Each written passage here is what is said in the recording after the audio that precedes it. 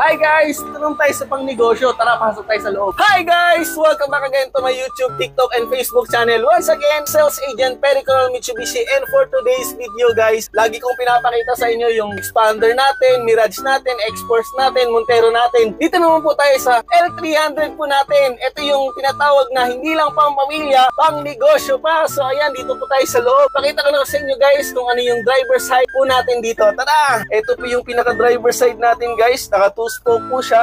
May beep button.